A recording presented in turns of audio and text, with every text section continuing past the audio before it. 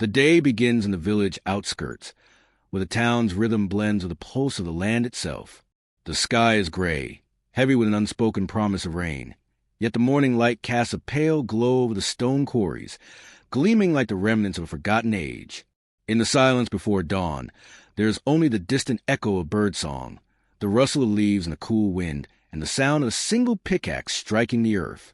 Here, in the shadow of crumbling stone walls, a group of men, their faces marked with the passage of years and the harshness of their labor, move slowly, methodically, as if their bodies have grown accustomed to the rhythm of exhaustion.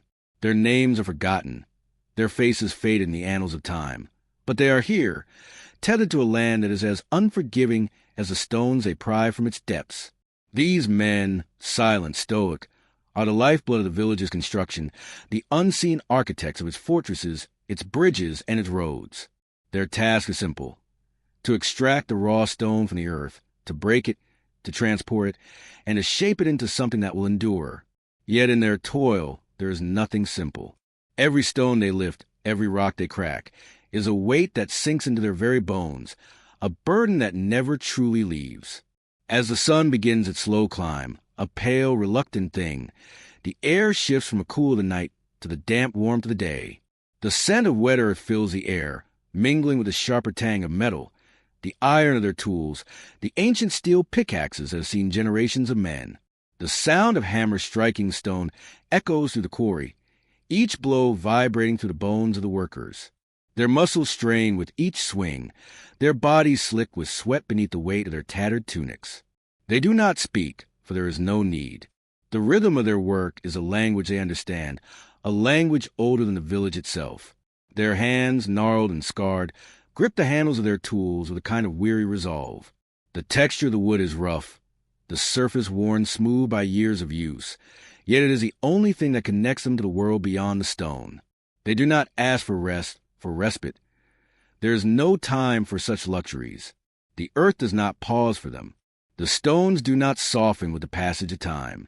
And so, they dig, they chip, they lift, each movement a prayer, a plea for something greater than themselves. The quarry is vast, stretching out beneath the cool sky like a yawning mouth, its edges jagged and raw, as if the land itself is still bleeding from the wounds that have been carved into it over centuries.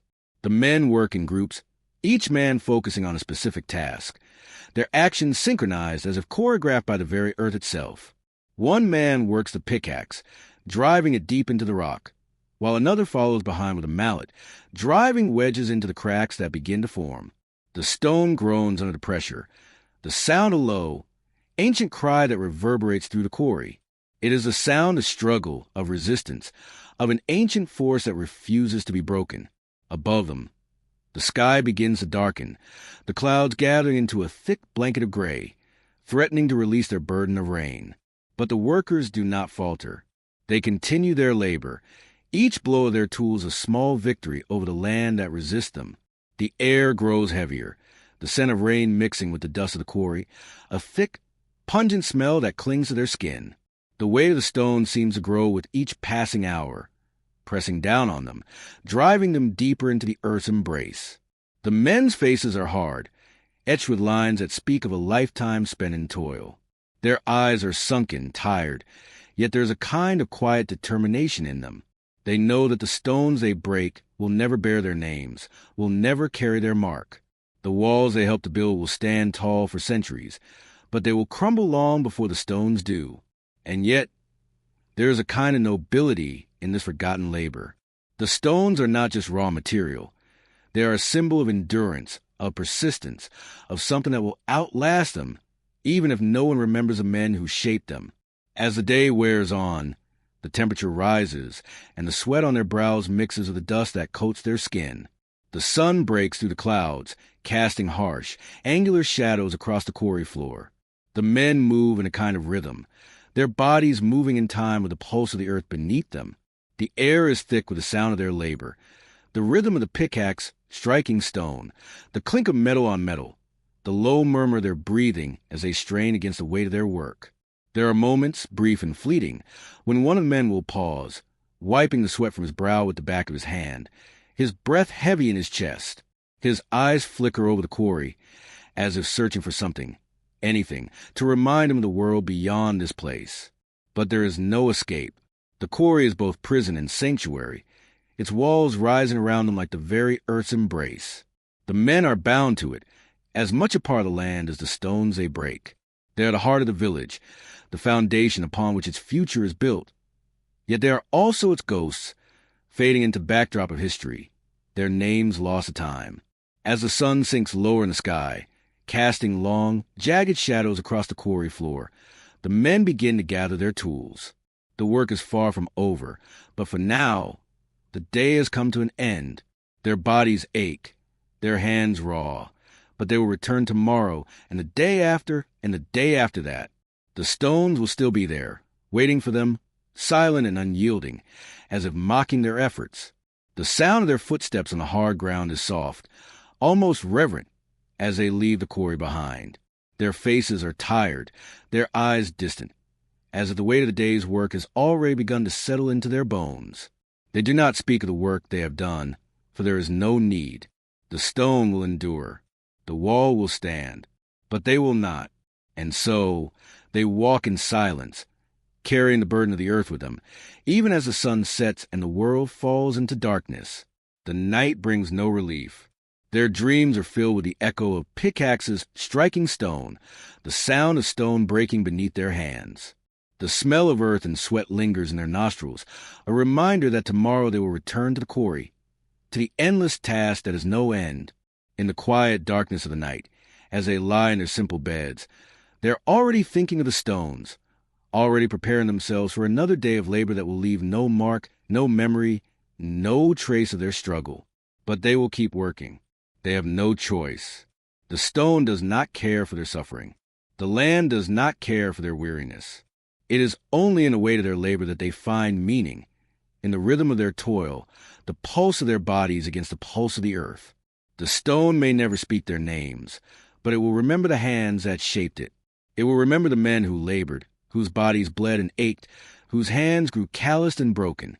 And in that memory, they will live on, quiet, unspoken, yet ever present like the stone itself. The air in the castle's kitchen is dense with heat, thick with the mingling scents of roasting meat, fresh herbs, and the acrid tang of burnt bread. It is a world where time feels suspended, a world of sweat-streaked faces, and the ceaseless clang of metal against iron, where every breath tastes of the fire that crackles in the hearths. Beneath the high stone walls, the kitchen is a realm of shadows and warmth, a space hidden from the glittering court above. It is here, in the depths of the castle, that the true labor of the feast takes place. The nobles feast on dishes they cannot pronounce, savoring the fruits of a toil they will never see, much less acknowledge. Among the hum of activity, a woman named Agnes moves silently, her hands never still. The apron around her waist is stained with a lifetime of grease, flour, and spices, a testament to the years spent in the service of a life that will never be hers. Her dark hair is pinned back beneath a simple cloth, her face flushed with the heat from the great ovens that line the back wall. The fire crackles behind her, sending an occasional flare of light that dances across the walls, casting fleeting shadows that seem to mock her, vanishing as quickly as they appear. Her movements are fluid, instinctual. There is no hesitation in the way she reaches for the bread that is rising too slowly or the chicken that has been seasoned just so. But despite her skill, despite the years of practice that have made her hands steady, there is a weariness in her gaze, a quiet understanding that this labor, this unrelenting work, will never cease. The kitchen is alive with the sounds of her fellow servants. The rhythmic thud of mortar and pestle as herbs are ground into fine powder, the sharp slicing of knives against wooden cutting boards, and the faint clink of heavy pots being moved from one simmering pot to another. The scent of rosemary and garlic hangs in the air, a fragrance that lingers, both inviting and oppressive. The heat of the ovens presses in from every side, the temperature unbearable, yet none of them pause. There is no time to pause. There is only the constant push to keep moving, to keep preparing, to feed those who sit above them, their bellies full of delicacies, their mouths never knowing the price of the feast they consume. Agnes is no stranger to exhaustion. Her hands are rough from years of kneading dough, of stirring stews, of lifting heavy pots of soup onto the wooden counters. Her back aches, but it is a pain she has come to expect. Every day, from dawn to dusk, She works alongside the others, women like her, unseen, unnoticed, whose names will never be known to the noblemen and women who enjoy the fruits of their labor. They are shadows in this great hall, their faces hidden beneath the weight of their work, their efforts consumed with little thought or recognition. The nobleman enters the kitchen, a tall figure dressed in the finest silks, his steps purposeful and commanding. He speaks in the language of authority, his voice carrying a tone of entitlement that rings through the stone walls. He orders more venison, more wine, more pies. His demands are endless, his appetite insatiable. Agnes bows her head, her eyes lowered as she listens to his words, her hands moving with practiced speed as she prepares the next course. She has no time for his words. She knows her place in the order of things. The lords and ladies above will never ask her opinion, never notice the care that goes into every meal she prepares. They will feast, and she will continue her labor, her exhaustion unnoticed. The fire crackles louder now, its heat intensifying as the flames lick at the sides of the oven. Agnes wipes her brow with the back of her hand, the sweat mixing with the flour dust that has settled on her skin. Her fingers tremble slightly as she works, not from weakness, but from the weight of years spent toiling in this kitchen, in this castle, that has become both her home and her prison. The smell of the roasting meat fills her nostrils, rich and savory, and her stomach growls despite the meal she had eaten earlier. But she will not eat again today. There is no time. She will be lucky if she can snatch a few crumbs when the work is done, when the noblemen have been fed and their demands have been satisfied. The men in the kitchen are equally invisible. The butcher, with his broad shoulders and thick arms, carves through the cuts of meat with a precision that would astound anyone unfamiliar with his craft. He works silently, his knife glinting as it slices through the carcasses of pigs, cows, and deer. The sound of the blade meeting flesh is a steady rhythm, like the heartbeat of the kitchen itself. The butchering is brutal and necessary, yet there is no glory in it. It is hard work, and it is work that the nobles will never see. The butcher's muscles strain with each cut, his breath heavy, but he does not stop. He is bound to this place, like Agnes, bound to a life of servitude that promises no reward, no recognition. Meanwhile, the baker kneads dough with rhythmic, almost meditative calm, his hands moving like an artist shaping clay. He hums softly to himself, the only sound that provides any relief from the noise of the kitchen. But even as he shapes loaves of bread and delicate pastries, there's a quiet bitterness that lingers in his movements. He knows the nobility will devour the bread, savoring the delicate crunch of the crust and the softness of the inside, yet they will never know the care he has taken in its creation. To them, the bread is nothing but a means to an end, a fuel for their indulgence. It is the same for all of them. Agnes, the butcher, the baker. They are nothing more than tools in the hands of those who will never see their sacrifices. As the hours stretch on, the kitchen grows hotter, the air thicker with combined sense of cooking meat, baking bread, and the sweat of hard work. The fire burns brighter, the heat almost unbearable, but still they work. Agnes lifts a heavy pot of soup from the flame, her arms trembling with the weight, and ladles the thick liquid into bowls prepared for the lords. The rich aroma of herbs and vegetables mixes with the sharp scent of roasted meat, creating an intoxicating blend that fills her senses. But it is not her meal. It will never be her meal. The kitchen is for the servants, for the forgotten ones who work to keep the court's life moving, who sacrifice their health, their comfort, and their humanity for the sake of those who will never care. Finally, as the sun sets, casting long shadows across the stone walls, the feast begins. The noblemen and women take their seats in the great hall above, their laughter echoing down to the kitchen, like a cruel reminder of their privilege. The sound of silverware clinking against fine china, the murmur of conversation, the clinking of goblets filled with wine. These sounds filter down to the servants, who stand silently at attention in the kitchen, waiting for the inevitable summons to deliver the next course. Agnes watches the flames die down on the hearth, her tired eyes reflecting the embers. The feast will go on, but she will not be a part of it. Her work, her labor, will be consumed without a thought, without a single word of thanks. And yet, as the nobles indulge in the bounty before them, she will keep working, preparing for the next meal, the next demand. The kitchen is her world.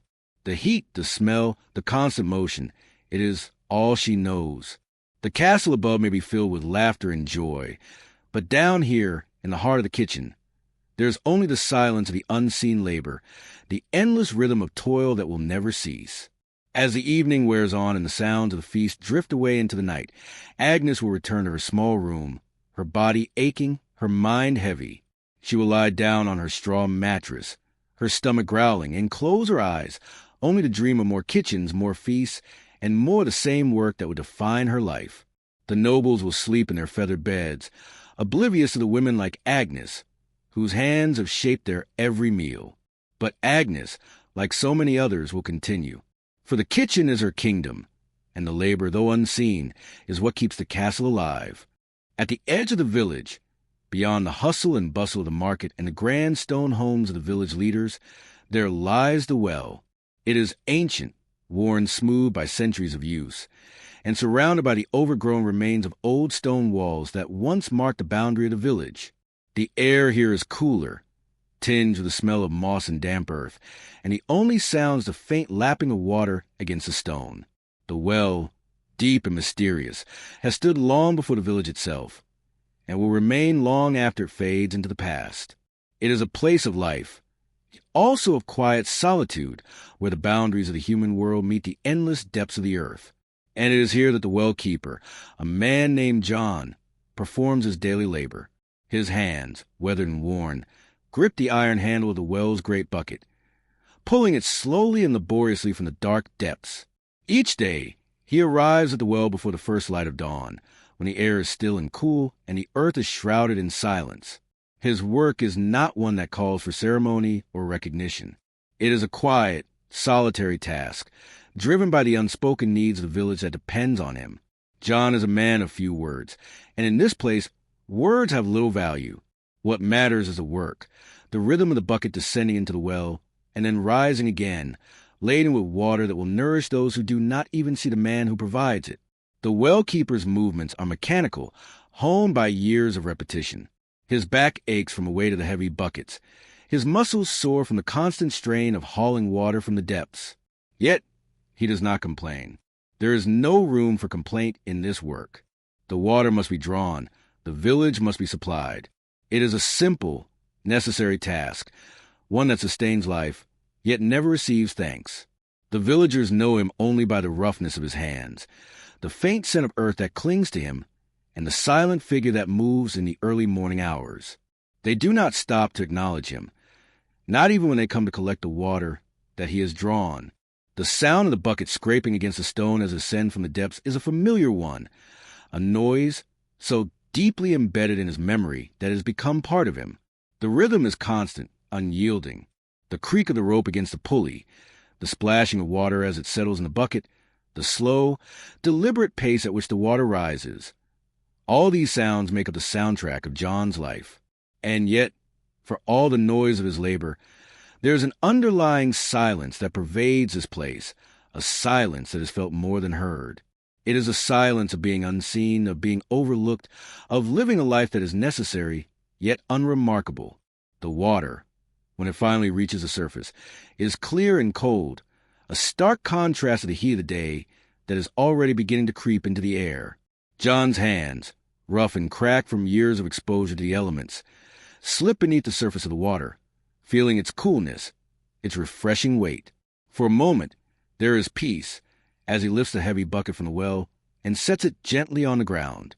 It is a small respite, a moment of connection with the earth beneath him, but it is fleeting. The work is never done. The next bucket must be drawn, and the next, and the next. John does not remember when he first took on this task. It feels as if he has always been here, always been the keeper of the well, the silent figure who comes before the dawn and leaves long after the sun has risen. The village has changed around him, its houses rising higher, its people becoming wealthier, more prosperous. Yet John remains unchanged. He is the constant, the foundation upon which the village's life depends. And yet, in all his years of service, no one has ever spoken his name.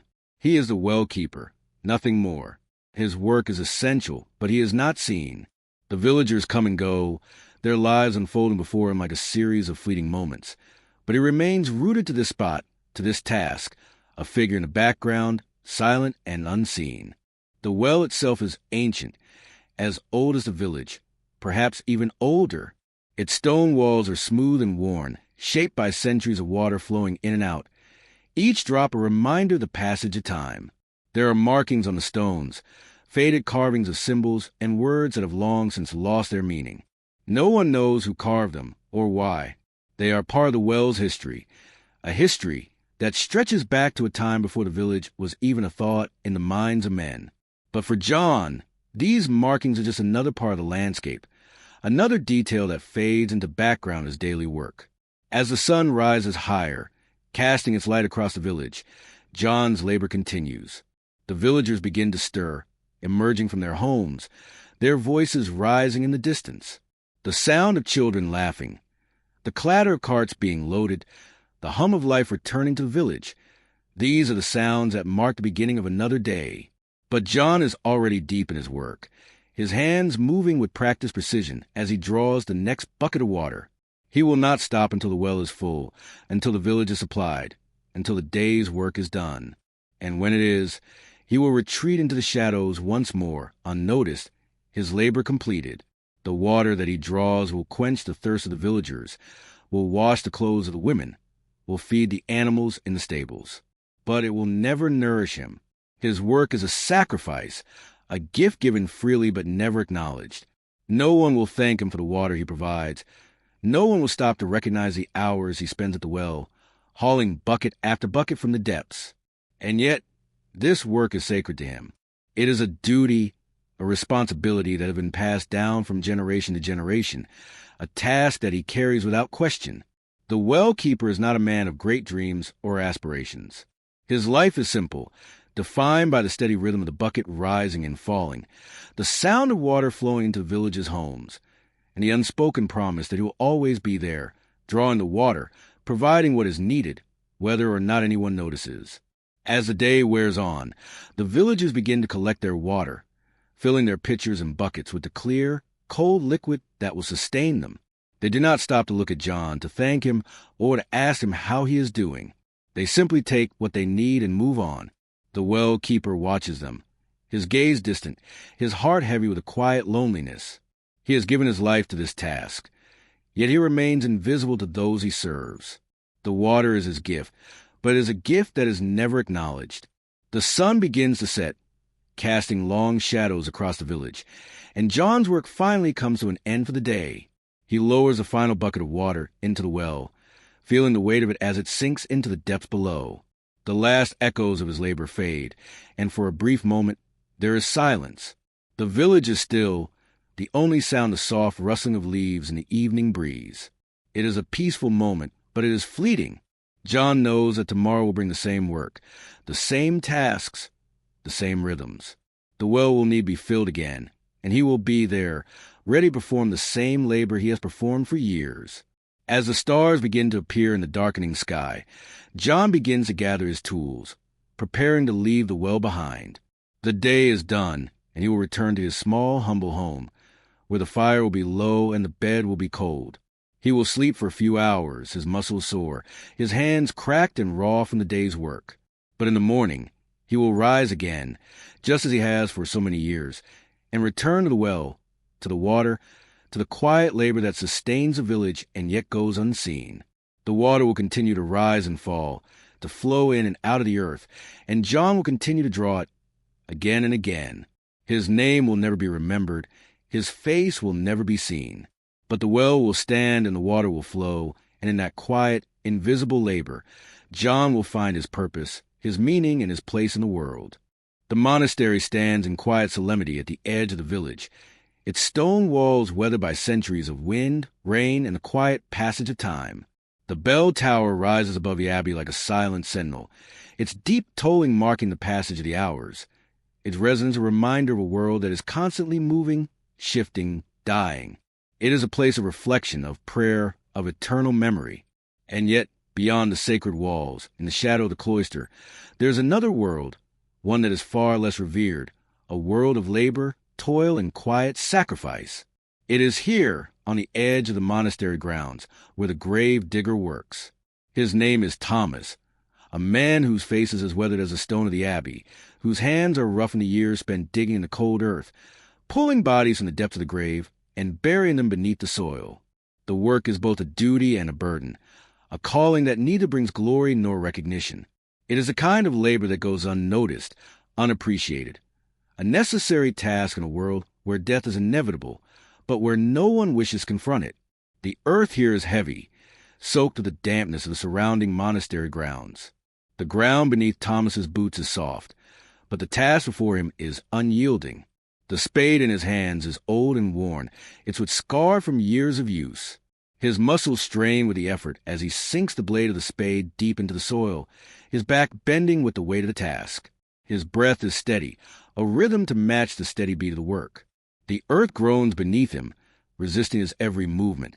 But Thomas does not falter. He has been digging graves here for years, long enough to know the rhythms of the land, long enough to know that the earth will yield only with time and effort. The sound of the shovel striking the earth is a steady rhythm, echoing across the quiet grounds. It is a sound that Thomas knows all too well, a sound that has become a constant companion in his life. Each strike of the shovel sends a shudder through the ground, each movement a reminder of the inevitable cycle of life and death.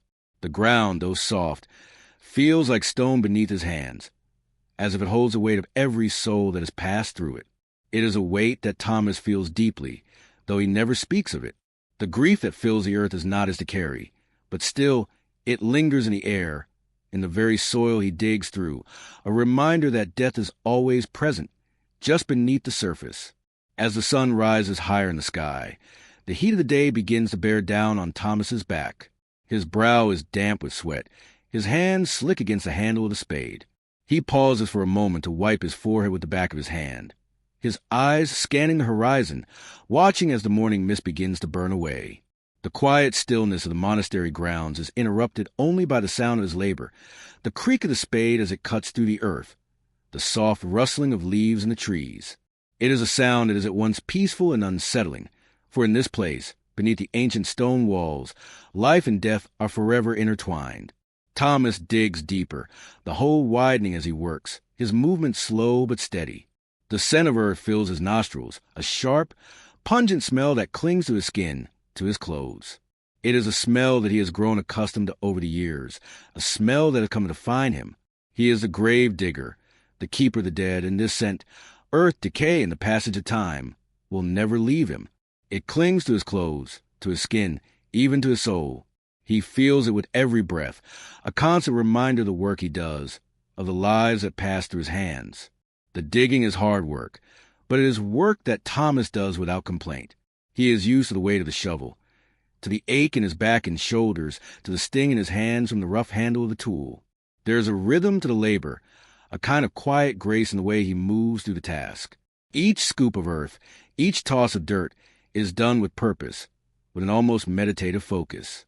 It is a task that requires patience, precision, and a certain detachment, for to feel too deeply the weight of the bodies that will soon rest in the earth will make the work unbearable.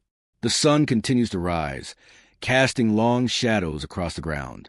The monks of the monastery move about their morning duties, but they do not look toward Thomas. They do not acknowledge his work, for it is a task that is beneath them, something to be done in silence and secrecy. The work of the grave digger is not the work of the holy, the sanctified. It is the work of the forgotten, the invisible men and women whose labor sustains the world, but who are never seen, never acknowledged. Thomas has long since stopped expecting recognition. His job is to dig, to bury, and to move on. That is all. As he continues his labor, his mind drifts back to the countless bodies that have passed through the cemetery, the men, women, and children whose lives have been lost to disease, to war, to the ravages of time. Each grave he digs is a grave he will never see filled. He will never know the stories of the souls that will rest beneath the earth, never hear the names of the people who have passed through the world and left it behind. They are nothing to him, and yet they are everything. For in digging their graves, he becomes part of their story, part of their passage from life to death, from flesh to dust. The hole is nearly finished now, the earth piled high beside it. Thomas stops for a moment to rest, his breathing heavy as he stands at the edge of the grave. He looks down into the dark depths, the earth yawning before him like a mouth ready to consume what he has laid bare. The air is thick with the scent of the earth, the heaviness of the task settling over him like a cloak. He reaches for the rope that lies coiled at his side, his fingers brushing against the coarse fibers, and pulls the body up from the shadows of the grave. It is a simple task, but it is a task that requires great care. The body must be placed carefully in the earth, laid to rest with dignity, even if no one will ever see it, even if no one will ever remember the life it once contained. The body, wrapped in simple linen, is cold to the touch, its flesh stiff with the passage of time. Thomas gently lowers it into the earth, his hands trembling slightly as he does so. There is no ceremony in his actions, no prayer spoken, no rituals performed. There is only the quiet, steady work of burying the dead, of sending them back to the earth from which they came. And as the body sinks into the earth, as the soil is heaped upon it, there is a sense of finality, a sense that the work is complete. But for Thomas, the work is never truly complete. There are always more graves to dig, more bodies to bury. There is always another soul to lay to rest, another life to be forgotten. He stands at the edge of the grave for a moment longer, his breath steady, his body tired, his soul heavy with the weight of the work. The earth is quiet now, the sound of the shovel striking stone fading into the background. The monks continue their prayers inside the abbey, their voices rising in unison. But Thomas does not hear them. He does not need to hear them. The work is his prayer, his offering to the world, to the dead, to the living. It is a labor that will never end, a task that will continue long after he is gone. The sun is setting now, casting long shadows across the cemetery. Thomas stands alone in the growing dusk, his back aching, his hands sore. But the grave is filled, the earth settled, and the work is done. He gathers his tools, the spade and the rope, and walks away, the sound of his boots muffled by the soft earth beneath him. The night is quiet, the stars already beginning to appear in the sky. And as he walks back to his small cottage, Thomas knows that tomorrow will bring another grave to dig, another soul to lay to rest. But for now, there is only silence, only the weight of the earth and the quiet, unspoken labor of the grave digger. The stench of raw hides and chemicals hangs heavy in the air, thick and pungent, drifting across the workshop like a suffocating veil. The tanner's shop, tucked at the edge of the village, is a place few wish to visit. But it is a place that is necessary, a workshop where the dead become something new, where the skins of animals are transformed into leather, into goods that will be used and worn by those who never pause to wonder about the labor involved in their making. In this humble shop, the tanner, named Alaric, works, his hands stained with the remnants of his trade.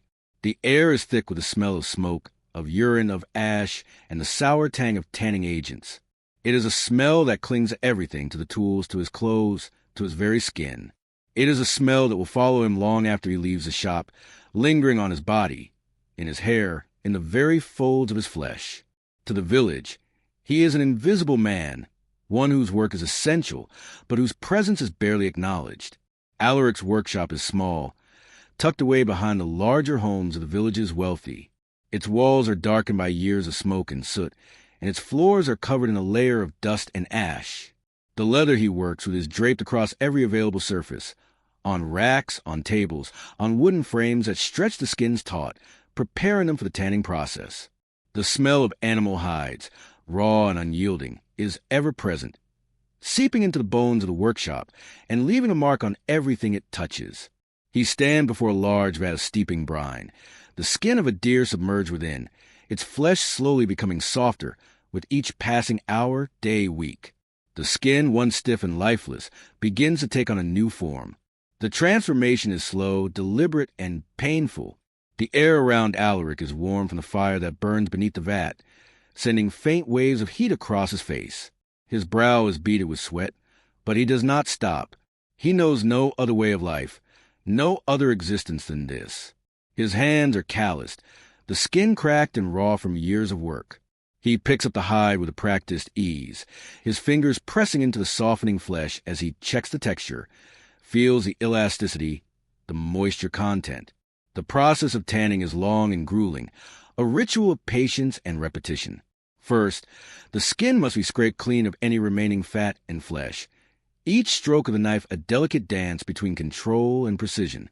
The scrape of the blade against the hide is a sound that Alaric knows well, a sound that has become like a heartbeat to him, rhythmic and constant, unyielding. As he works, the skin begins to lose its roughness, becoming more supple, more pliable. But it is not just the skin of the animals that he shapes. It is the very essence of the material. Through the process of scraping, washing, soaking, and stretching, Alaric breathes life into the lifeless. The transformation is not one of magic, but of skill, of an ancient art passed down through generations. It is a labor that is both intimate and distant. For though the hides may be his work, they are also their own, carry with them a history that belongs to the animals that once walked the earth. Alaric's mind often drifts as he works, remembering the first time he held a tan hide, the first time he understood the delicate balance between technique and respect for the life that had once been.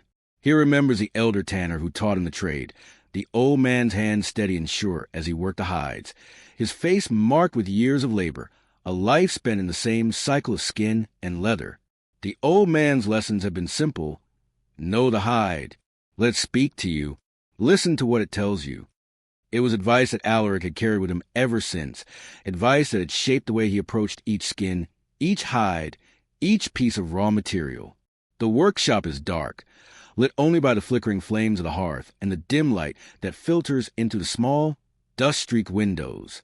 The only sounds that fill the space are the scrape of knife against hide, the rhythmic beating of Alaric's hammer, as he works out the rough edges of the leather, and the occasional crackle of the fire in the corner. Time moves slowly here, stretching out in front of him like the hides he works with. Every action is deliberate. Each cut, each stroke of the knife a small step in a long journey, from raw material to finished product. The process of tanning is long, taking weeks, sometimes months, to perfect. After the hides are scraped clean, they are soaked in vats of brine, or sometimes urine, to soften them, to begin the curing process. Then comes the crucial step, bathing the hides in tanning solutions made from tree bark or other natural substances that will help preserve the leather. The hides are pulled from the vats, stretched across wooden frames, and left to dry in the heat. As the hides dry, they become more flexible, more pliable, their texture changing from rough and tough to smooth and supple, ready to be used for clothing, armor, saddles, boots, and bags. But the transformation is not without its cost. The chemicals involved in the process are harsh, often leaving burns on the skin, blisters that never quite heal. Alaric's hands bear the marks of his labor, dark, callous palms, scars from years of handling knives and rawhides, and skin worn thin from the constant contact with chemicals and rough materials. His back aches from long hours spent hunched over the work. His eyes sting from the smoke of the fire and the chemicals that linger in the air. Alaric is used to the physical strain of the work, but there is a quiet exhaustion that settles in his bones, a weariness that comes not just from the labor, but from the lack of recognition, from the invisibility of his trade. He is a man whose work is vital, but whose name will never be sung in song or remembered in history. He is the silent artisan, the creator of things that others take for granted. When people wear leather, when they feel the softness of a well-made boot or the comfort of a leather tunic, they rarely think of the hands that made it, the sweat that soaked into the leather, the hours spent in dark, smelly workshops, laboring away in silence. But Alaric does not mind the silence. It is all he has ever known. His life is one of solitude, of quiet labor, of creating something from nothing, of transforming death into life. In the dark, warm confines of his workshop, Alaric feels at home. The work is his life, and he is content with it. The hours pass, the skins pile up, and the leather stretches across the frames, growing, changing, taking on new shapes. His hands move with practiced ease, cutting, scraping, stretching, and softening, creating something that will live long after he is gone. When the hides are finally finished, they are ready to be sold. They are soft, supple, and durable, perfect for clothing, for armor, for tools. The villagers will come, exchange coins for the leather, and leave without a second thought, without ever considering the labor that went into it. They will use the leather, wear it, and forget about the hands that crafted it. The life of the leather will carry on, used in ways both mundane and sacred, but the tanner, like the animals whose skins he works with, will fade into the background. Alaric's work is finished for the day. He looks around his workshop, taking the completed hides, the air thick with the scent of tannin and ash. The light is dimming outside, the evening settling in, but inside the workshop, time is always the same. He carefully sets down his tools, wiping his hands on the worn apron that hangs from his waist, and stands still for a moment, looking at the work he has done. He is not proud of it, not boastful, but there is a quiet satisfaction in the craftsmanship, in the transformation of something dead into something new. As he exits the workshop and locks the door behind him, Alaric steps into the cool evening air, the smell of leather lingering on his skin. The village is quiet now, the last remnants of daylight fading as the stars begin to appear. He knows that tomorrow will bring the same work, the same rhythm of transformation. And so he walks into the night, his hands heavy with the scent of his labor, his mind at peace with the quiet, eternal art of the tanner. The hammer strikes the wood with a rhythmic thud, the sound echoing to the narrow, dimly lit workshop. The cooper's shop, tucked between the bustling market square and the quieter, cobbled alleyways of the village, is a sanctuary of wood, iron, and labor. It is a place where the raw materials of nature meet the skill of human hands, where wooden staves are transformed into barrels that will hold wine, ale, grain, and even the hopes of a future harvest. The air is thick with the scent of pine and oak, the sharp tang of freshly sawed wood mingling with the earthy odor of pitch and the faint smell of the fire that always burns in the hearth. It is a smell that clings to everything, the cooper's hands, his clothes, the very walls of the shop. It is a scent of labor, of craftsmanship, and of a trade that is as old as the village itself. Inside the workshop, Garin, the cooper, moves with practiced precision, his strong, callous hands guiding the staves of oak into place. His face is flushed with the heat of the fire that crackles in the corner, the shadows of his movements dancing across the walls of the shop. Garin's back is straight, his posture a testament to years of kneeling, bending, and lifting, his body shaped by the work he does. His fingers are thick and rough, but they are quick, nimble when needed. Each movement is deliberate, a silent choreography honed over the years. Yet despite the fluidity of his motions, his eyes never stop watching the wood, never stop assessing the grain, the texture, the balance of each stave. He takes a fresh plank of oak from a nearby pile, examining it for flaws, no knot too large, no crack too deep. His fingers trace the edges, his eyes flicking back and forth across the surface, searching for imperfections. This is the first step in the art of the cooper, choosing the right wood. Not every piece of oak will do. Some are too soft, too uneven, or too frail to withstand the weight of the liquids they will hold. Some will crack when bent, some will warp with time. Garin has learned, over decades of work, how to sense the right wood for the right job. It is instinctive, almost second nature now. But there was a time many years ago when he had to rely on the guidance of an older cooper, a man whose hands had been shaped by the same labor. Once the wood is deemed worthy, Garin moves on to the next step. He measures each stave with precision, ensuring that it will fit perfectly into the frame of the barrel. He then heats the wood, soaking it in water or placing it over the fire, softening the grain and making it pliable. The heat warps the wood slightly, the sweet scent of oak mingling with the smoke from the fire. As the wood softens, Garin's hands, steady and sure, begin to bend each stave into its curved shape, one by one. The heat of the fire is intense, but Garin does not flinch. He has done this countless times before.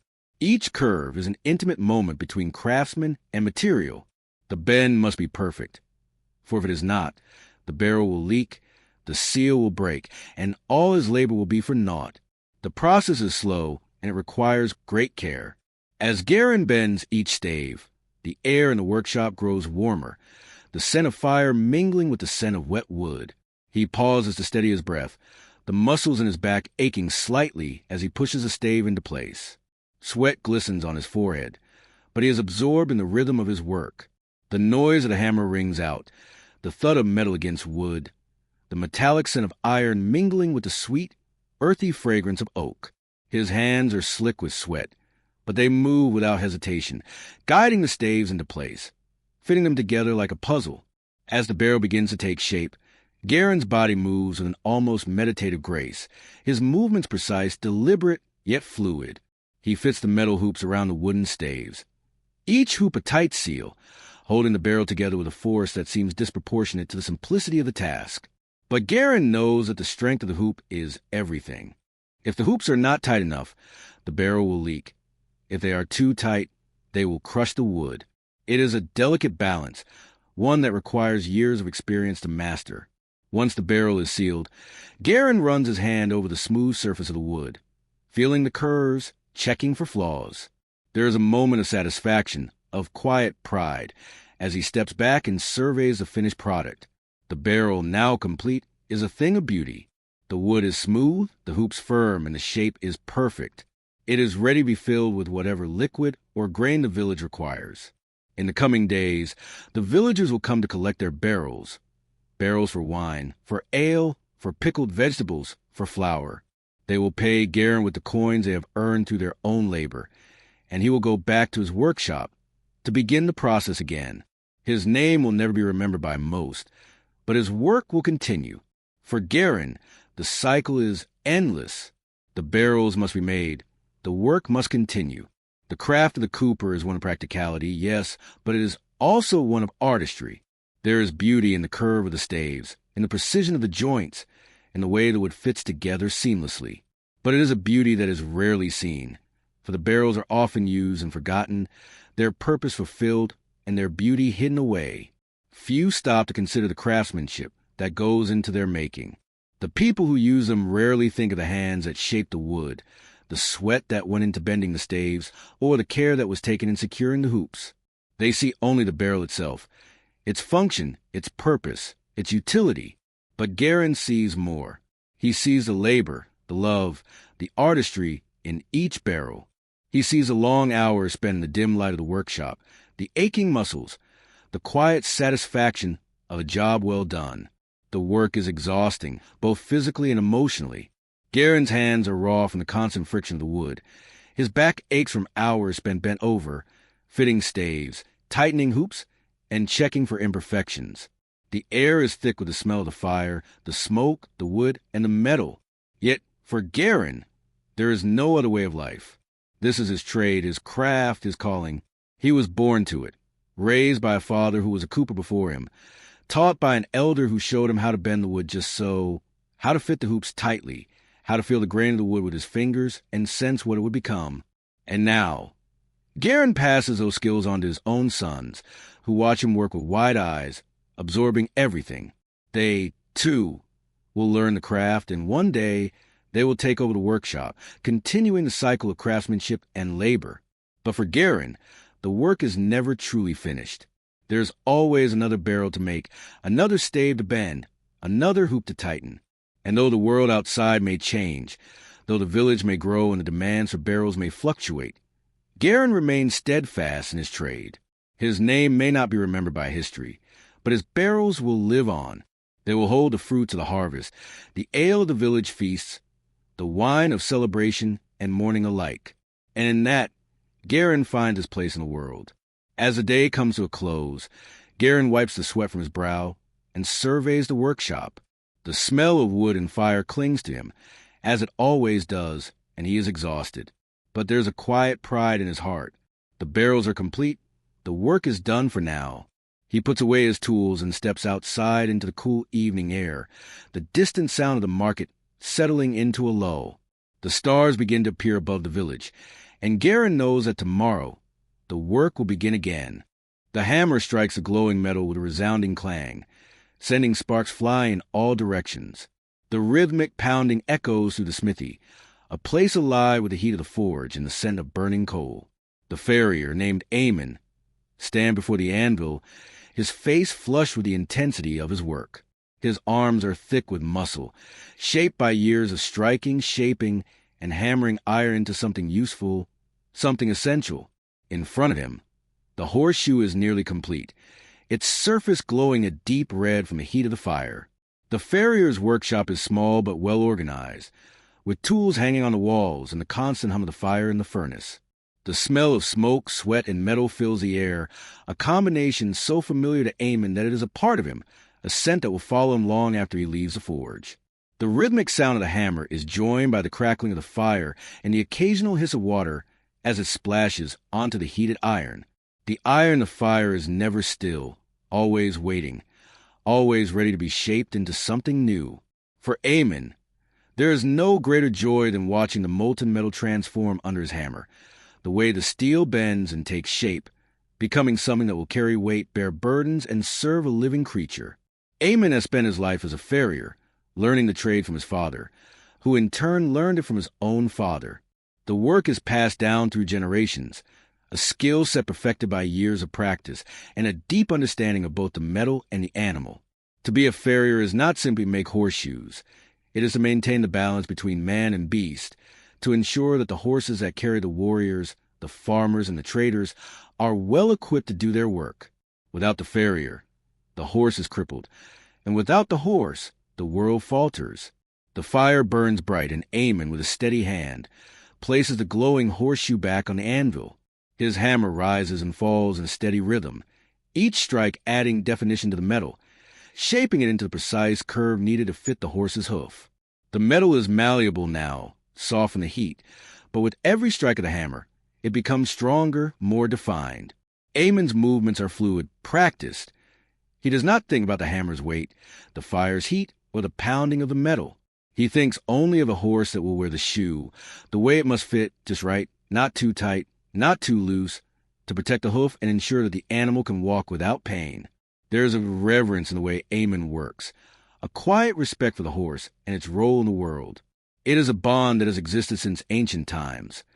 The relationship between horse and man, one that has shaped kingdoms, built roads, and carried the burdens of war and peace alike. The farrier is the keeper of this bond, the one who ensures that the creatures that carry us can continue to do so. And in Aemon's eyes, the horse's hoof is not just a part of the animal's body. It is sacred, a foundation upon which the work of the world is built. Once the shoe is shaped, it must be quenched in water to cool it. The hiss of steam fills the air as Aemon plunges the glowing iron into the bucket, the heat of the metal mixing with the coolness of the water in a violent burst. The sound is sharp and jarring, but Aemon has long since grown used to it. It is a sound of completion, the moment when the work becomes something real, something permanent. He lifts the horseshoe from the water and inspects it closely. The shape is perfect, the edge is smooth, and the metal strong. The work is far from over, though. The shoe must be fitted to the horse's hoof. The nails must be placed carefully, and the horse must be prepared for the shoeing. The first step is always the hardest. The horse must be calmed, its hooves must be lifted, and the farrier must assess the condition of the animal's hooves. It is a delicate process. Too much force, and the horse will become agitated, its trust in the farrier fractured. Too little, and the shoe will not be properly fitted, and the horse's hoof may be damaged. Aemon has spent years learning the language of the horse, the subtle signs of discomfort, the way the animal's body reacts to pressure. He moves slowly, his hands steady, as he approaches a horse. The creature snorts, its nostrils flaring, but Aemon speaks to it in a soft voice, his words slow and reassuring. Slowly, the horse's hooves are lifted, one by one, and Aemon inspects each for wear, for cracks, for stones lodged within the crevices. The horse shifts, but it trusts Aemon, and Aemon, in turn, trusts the animal. He is the caretaker, the protector of its feet, and his role is not just to fit a shoe, but to preserve the animal's health, to ensure that it can continue to serve the needs of the village and beyond. As Aemon works, the rhythm of the forge continues behind him. The hammers beat, the fires crackle, the hiss of steam, all part of a world that is both ancient and timeless. It is a world where men and animals work side by side, where the strength of the horse is matched only by the skill of the farrier. There is a bond here between metal and flesh, between craftsmanship and duty, that goes beyond mere labor. It is a sacred duty, one that requires respect, patience, and an understanding of the balance of nature. The sound of the hammer on the anvil fades as Aemon carefully fits the horseshoe to the hoof, using a set of specialized tools to drive the nails into place. The sound of the nails striking the metal is sharp, each tap a reminder that the work is nearing completion. The horse's hoof is strong, but it is fragile too, and Aemon takes great care as he nails the shoe in place. He works quickly, his hands moving with precision, each nail driven with perfect force, ensuring that the shoe will stay in place but not cause harm to the horse. It is a delicate balance. Too tight, and the horse will be in pain. too loose, and the shoe will fall off, causing injury. Eamon knows this well. He has spent years perfecting his craft, learning the intricacies of hoof care, understanding the way a horse's body moves and the way its feet interact with the ground. Finally, the shoe is in place. Eamon steps back and admires his work. The horse shifts its weight, testing the new shoe, and Eamon watches, his heart swelling with pride. The horse is ready now, its journey ahead no longer hindered by the discomfort of worn or cracked hooves. It is a small but important victory, one that will be repeated over and over again, day after day. Eamon will continue to shoe horses, to forge metal, to mend the creatures that carry the burdens of the world. As the day draws to a close, Eamon wipes the sweat from his brow and steps back from his work. The forge burns low now, the heat gradually fading, but the satisfaction of a day's labor remains. The horse is ready, its hoof protected, and Eamon knows that tomorrow will bring more work, more shoes to forge, more animals to tend. It is a life of endless repetition, but it is also a life of purpose. The world relies on the work of the farrier, as it relies on the work of so many others. Without the farrier, the roads would be impassable, the farmers' fields unworked, the armies would falter. Eamon's hands are callous, his back sore, but he is a part of the cycle of life, of labor, of service to the living creatures that share this world with us. The night settles in, and the smithy falls silent. Eamon's tools are cleaned, the forge is banked, and he steps outside into cool evening air. The stars are already twinkling in the sky, and the world around him is quiet, save for the distant sounds of the village settling into sleep. Eamon breathes deeply, the scent of the forge still clinging to him. It is the scent of his life's work, of the fire that shapes the metal and the horse that carries the world forward. And tomorrow, the work will begin again.